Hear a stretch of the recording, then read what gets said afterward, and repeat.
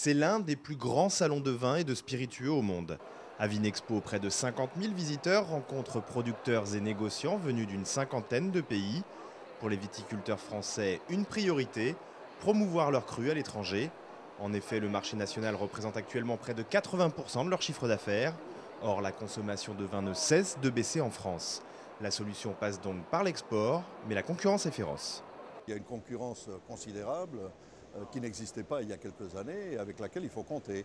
Donc c'est à chacun d'essayer de se mettre à la portée du marché mondial et de faire évoluer ses méthodes, sa production, la qualité des produits. Ce qui fait la force du marché français est également sa plus grande faiblesse. Avec ses multiples régions et appellations, il est difficilement lisible par les étrangers. Certains prônent donc une simplification des goûts et des produits.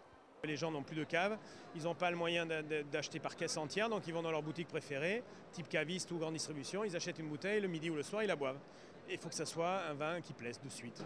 Même dans le haut de gamme, les stratégies ont évolué car le prix des grands crus s'envole. L'un des plus grands négociants bordelais propose ainsi de nouveaux conditionnements pour se démarquer de la concurrence. Bouteilles aux formes différentes ou encore mini-caisses de 4 bouteilles. C'est une caisse de crise et en même temps, comme on dit en anglais, small is beautiful. Donc voilà. Et ce qui est rare va dans un conditionnement qui est un écrin. Voilà. C'est l'idée qu'on se fait des beaux vins. Ça ne se vend pas par grosse quantité. Se dirige-t-on donc vers une uniformisation du goût des vins? Certains producteurs français veulent rester optimistes. Je crois que c'est le retour des vins français parce que les gens en ont un peu assez de boire des vins trop concentrés, trop lourds. Et nous, on a de la chance parce qu'on a toujours privilégié chez Gérard Bertrand la finesse, l'élégance et la minéralité dans les vins. Pour la France, l'enjeu est de taille.